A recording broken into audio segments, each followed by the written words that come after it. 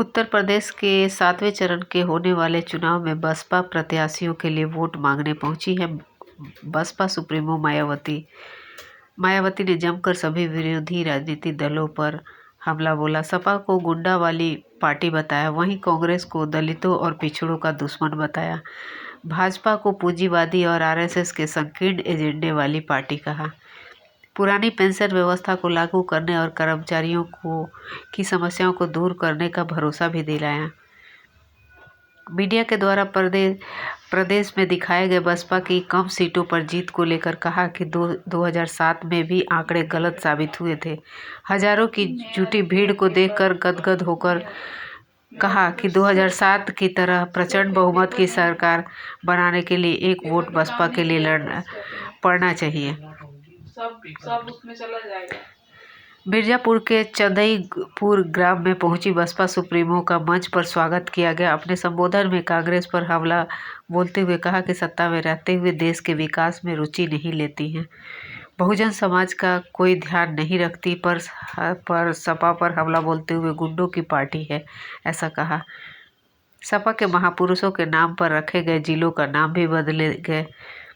BJP पर हमला बोलते हुए यह जातिवाद, पूंजीवाद और आरएसएस के संकीर्ण एजेंट को लागू किया गया है जो अपराध का वातावरण बनाता है, इसलिए भाजपा को भी सत्ता में आने से रोकना होगा।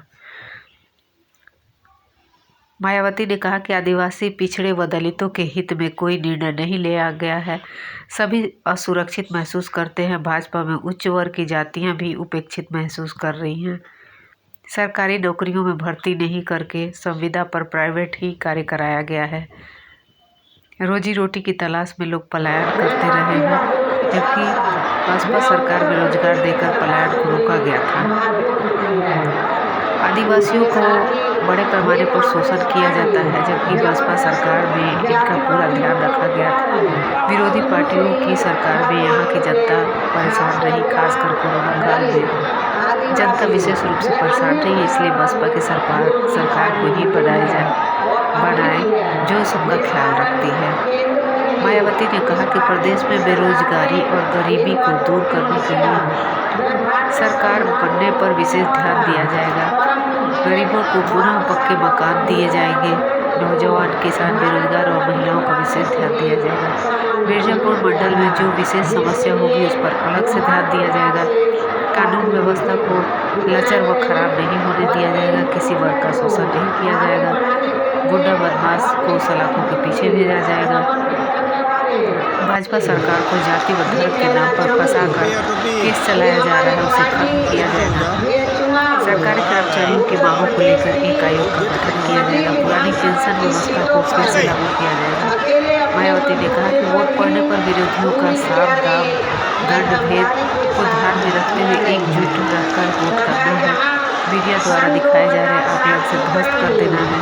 इससे पहले भी मीडिया गलत आंकड़ा पेश कर चुका है। भाजपा कहने में नहीं करने में विश्वास रखती है।